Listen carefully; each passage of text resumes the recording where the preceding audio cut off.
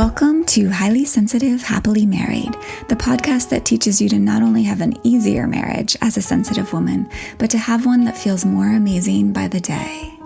Where you'll hear relatable stories, love advice that works, and coaching on how to have a marriage where feeling upset and disconnected is a thing of the past, and where instead a sense of loving connection and even fun and lightness is the norm. I'm Hannah Brooks, highly sensitive person, love expert, and marriage coach, and I'm so happy to be on this journey with you.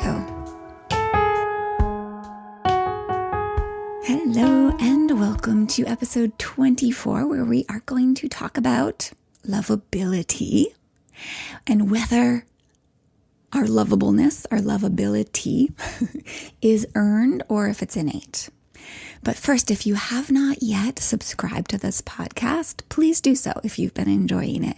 When you subscribe, it helps it reach more people who could really use the support and the help in their love lives.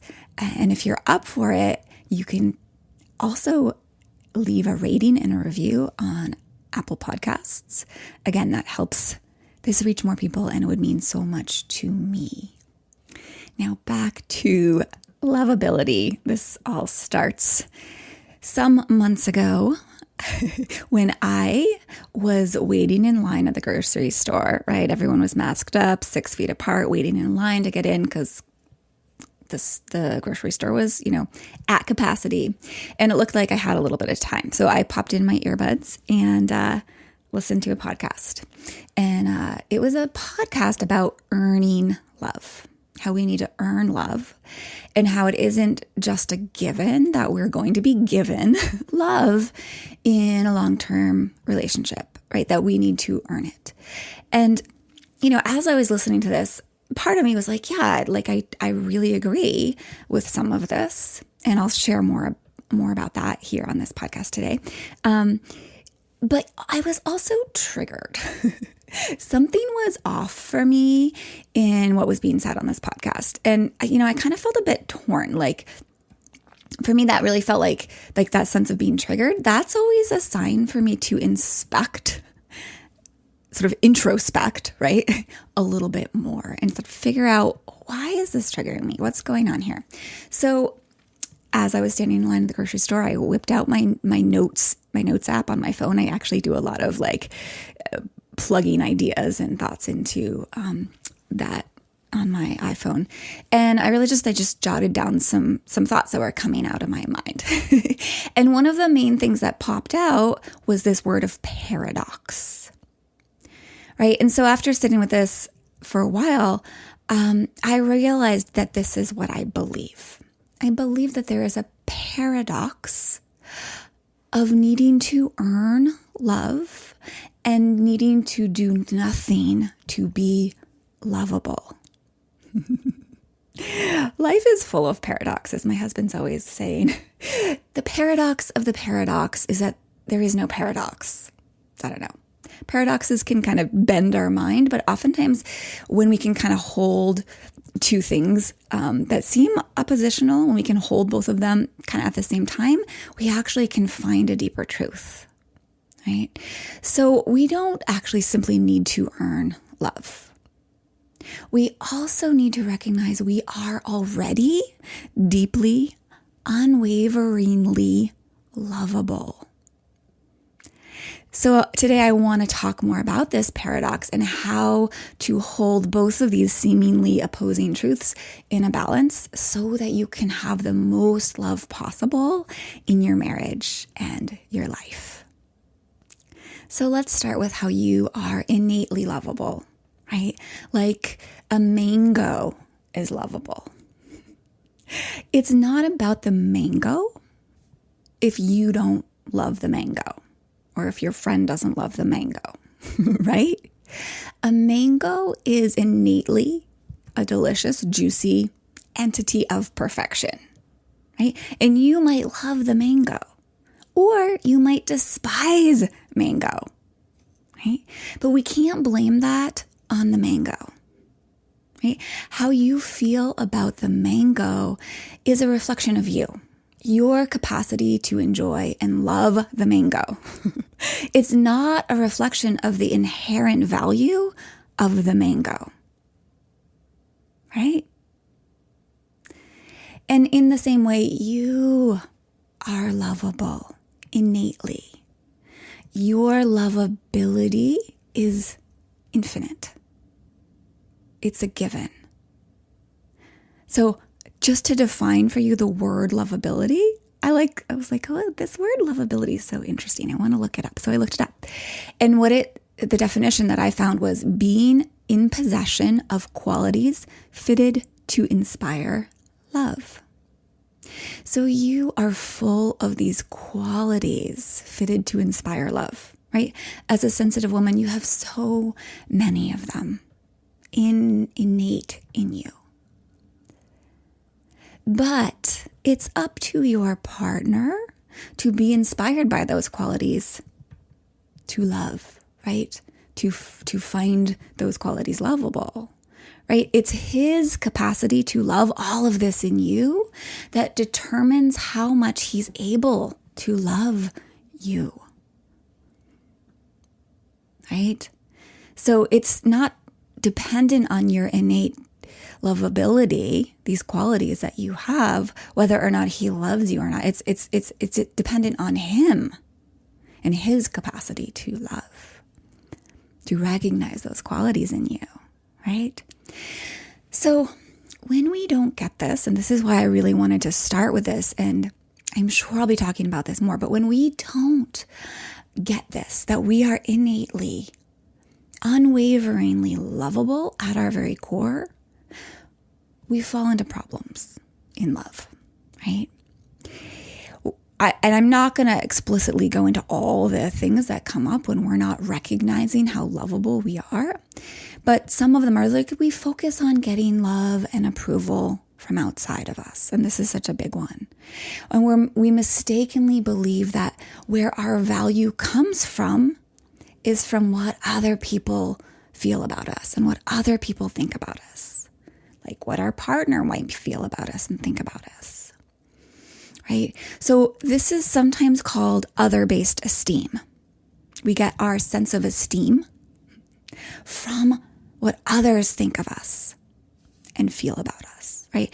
And I use a totally different term. I call it, this is outsourcing your value. Lauren talked about this on her podcast about navigating upset and conflict. An interview with her, if you want to go listen to that, sort of hear a firsthand experience of what it's like to outsource your value and what it means to insource your value. That's a fun one to listen to.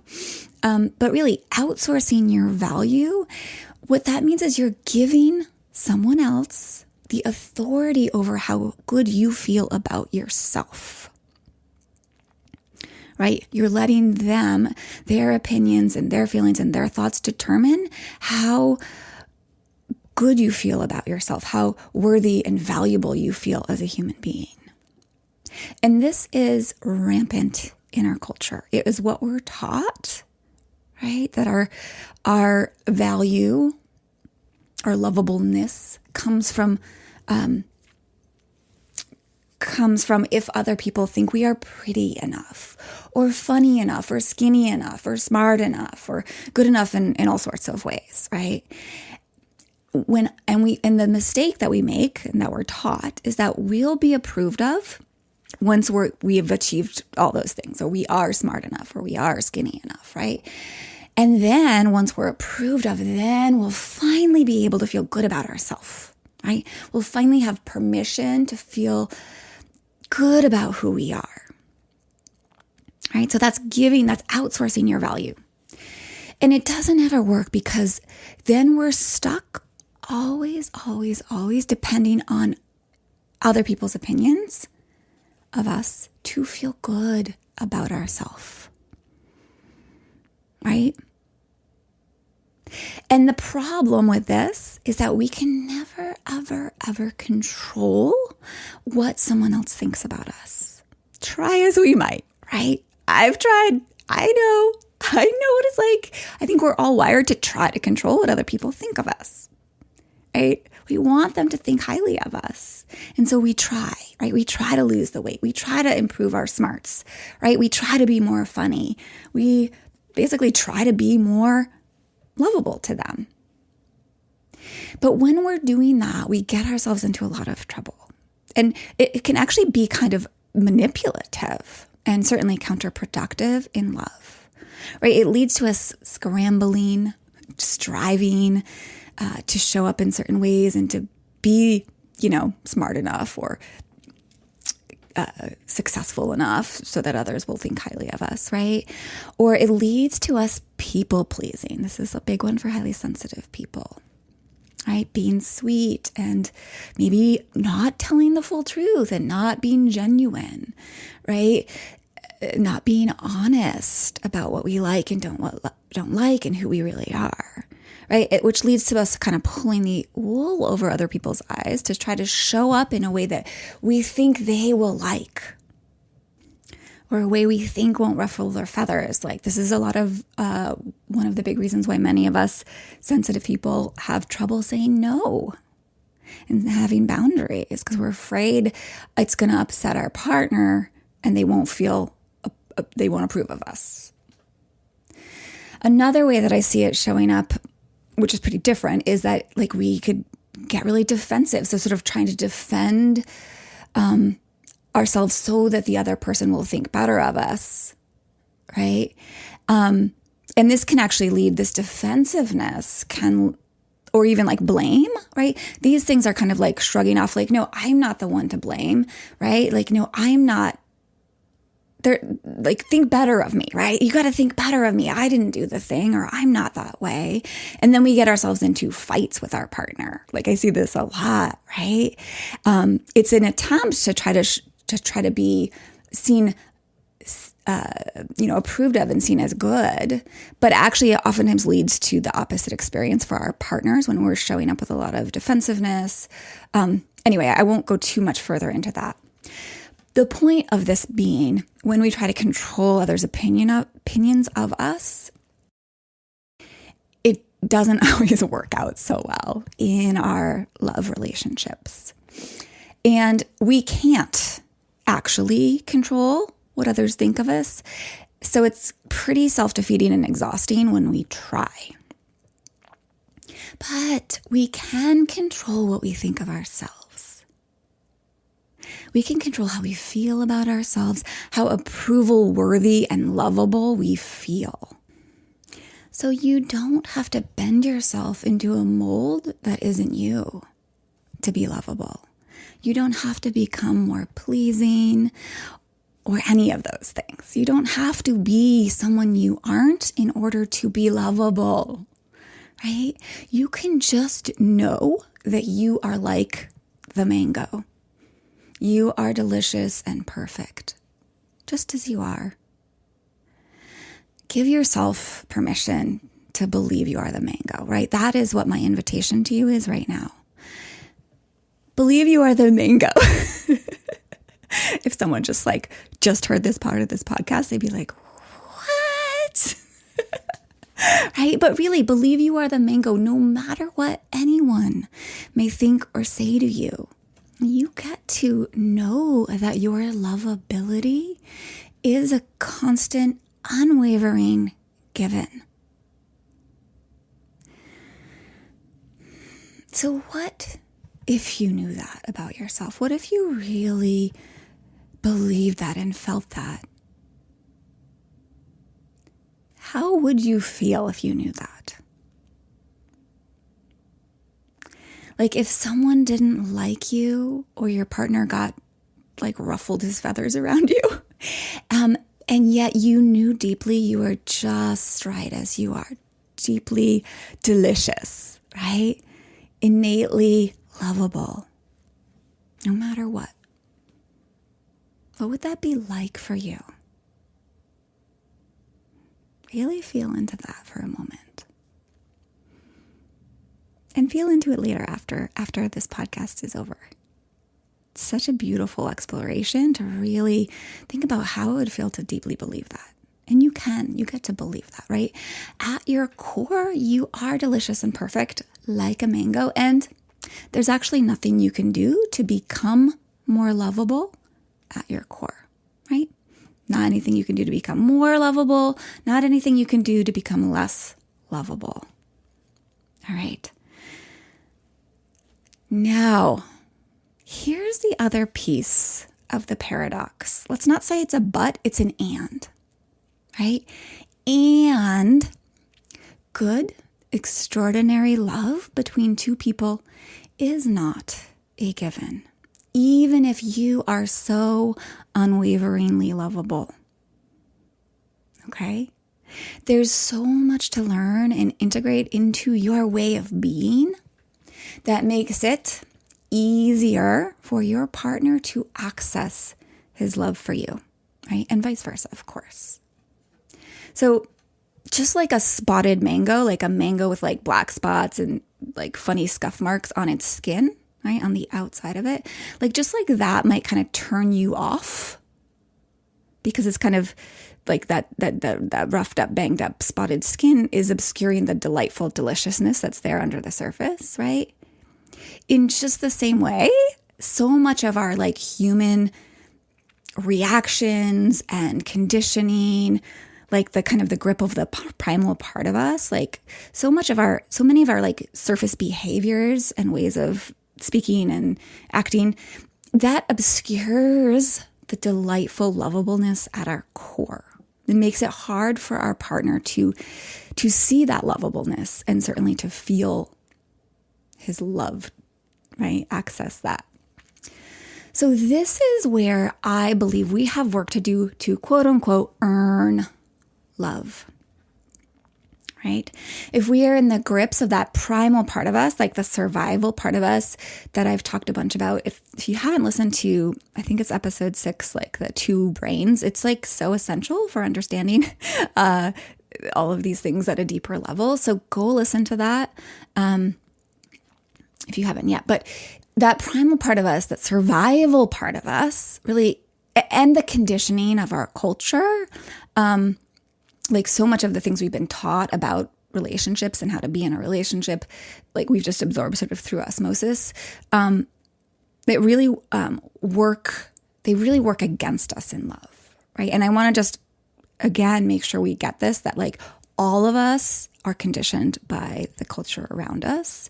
And there's been a lot of sort of toxic teachings or teachings that lead to us showing up in our relationships in very counterproductive ways that make love hard to access, right? So when we're kind of caught in all of that, we fall into patterns like of blaming and judging. And, you know, I'm not saying this is you, but many of us, or at moments, we might find ourselves like, you know, telling our partner he's not getting this right and not getting this right. And whether that's with our words or like with our body language, or just in sort of subtle ways. And like if we're not appreciating him, or we're shutting down all the time, or we're picking fights, or we, you know, kind of show up with this controlling energy, you know, all of that. And certainly I've been guilty of all of these things, as most of us are to a degree, to a greater or lesser extent.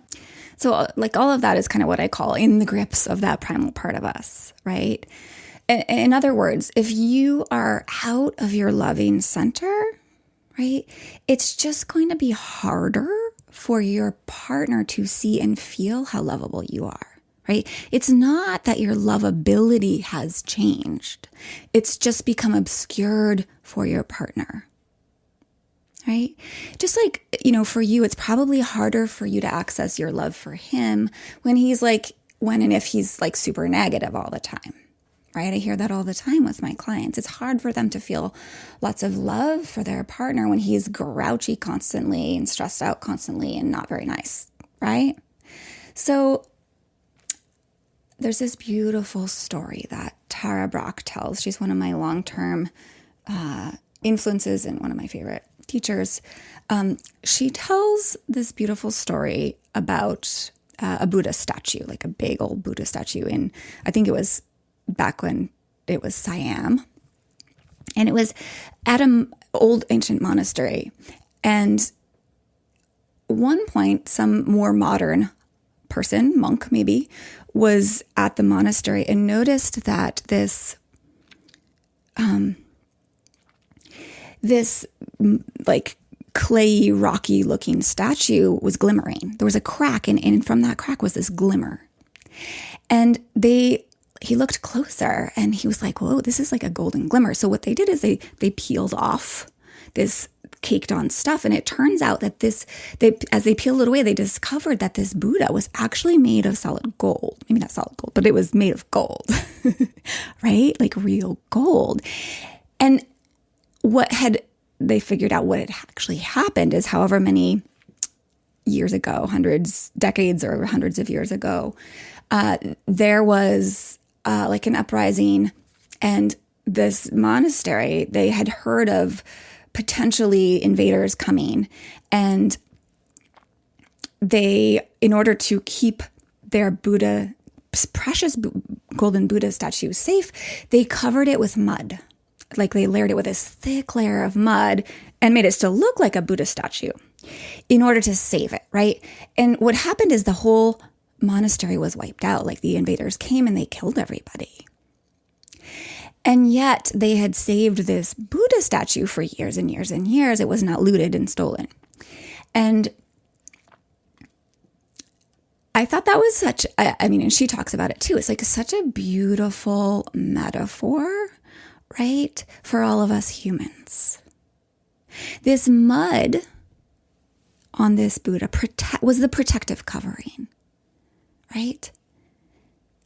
And that's what I like to think of the conditioning and default patterning and all the the primal part of us and the cultural teachings. Like that's all of that is like this mud that's caked over this beautiful golden core. And the golden core is the majority of us, right? And there's just this thinnish layer of that unskillful patterning and default settings of human. It's really like this sort of survival human conditioning that we all have, right? It's just a covering over your very beautiful, loving, lovable golden core, right? And so where we have work to do, where we have quote unquote earning to do, is to live from that golden core. Right? Who you really are, not the default covering that we've all kind of acquired to protect us from the dangers of the world, right? But to live in a marriage, in a love relationship, like that stuff doesn't usually serve us, right? That mud stuff is more like it's meant to help us survive. It's not meant to help us thrive. And this is so key, right? So we're not going to thrive in love when we're living from the mud. When we're getting caught up in that outer layer of ourselves, right? So it can take work to live from the gold. Of course it can, right? Because this default stuff it's tenacious, right? And it's part of us. So there's work to do to show up as who you really are deep down from that gold, right? And like me, I think in the recent episodes, I talked a little bit about my first marriage. It's like, I knew back then that like some of those negative ways I've talked about, like complaining, trying to control, like I knew I was not a complaining, unloving woman deep down, right? I knew that wasn't me. That wasn't who I really was. Deep down, I was deeply loving and deeply caring and deeply compassionate. And I could see the good in my man, right? And I could understand him deep down, right? But over and over, I got hijacked by that mud, right? By that primal conditioning, by the negativity bias, by the brain, all that stuff, right? And that part ended up obscuring my lovability and obscuring my ability to love my husband, right? And when I learned how to not let that part of me, that mud, kind of hijack me, when I learned how to be in charge, when I learned how to be have emotional agency, right? Like I've talked about, being the steward of my emotions, right? Being able to manage my mind, right? When I learned how to relate kindly to that mud part of me even, right? I started easily showing my gold way more, right?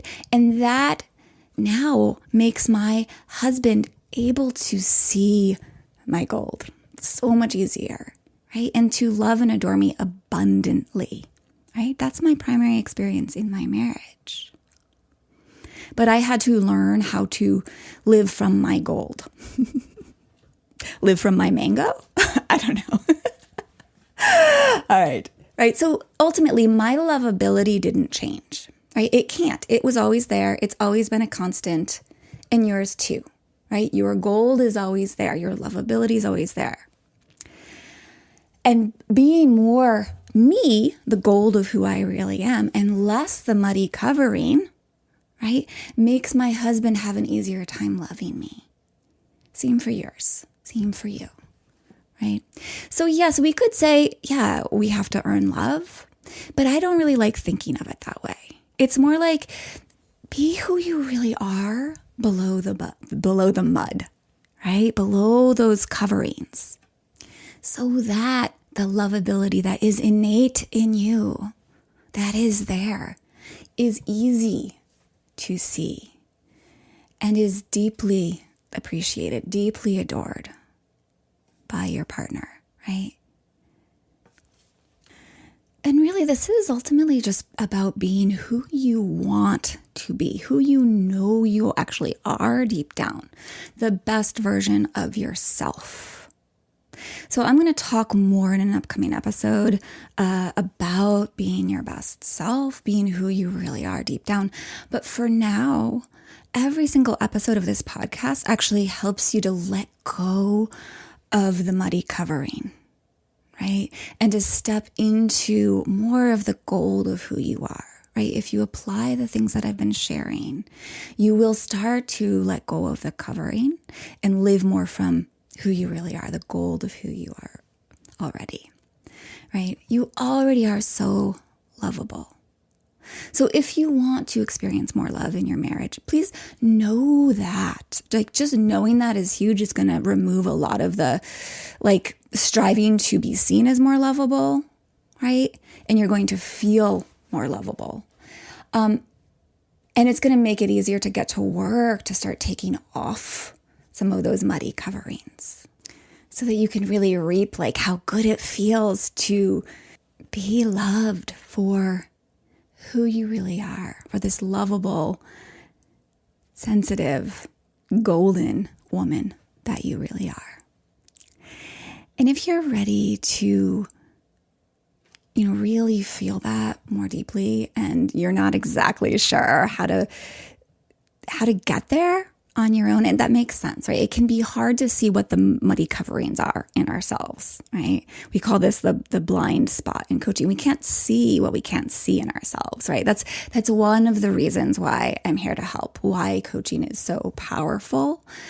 And when clients work with me, they report so many improvements within just days or weeks of our first session together, because I'm able to see things that they didn't, that are kind of getting in the way of this goldenness in them being seen and shining through. So every week they start to feel more like that gold, right? That is there in them, that is who they are.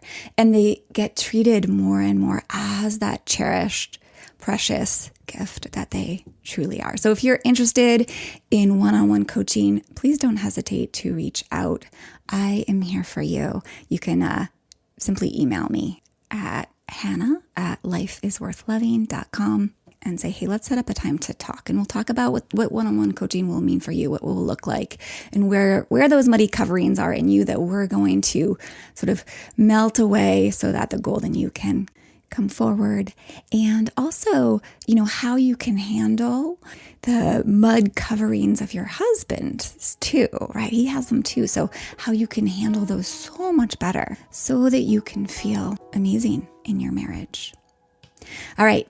I hope you have a wonderful week and be oh so well until next time.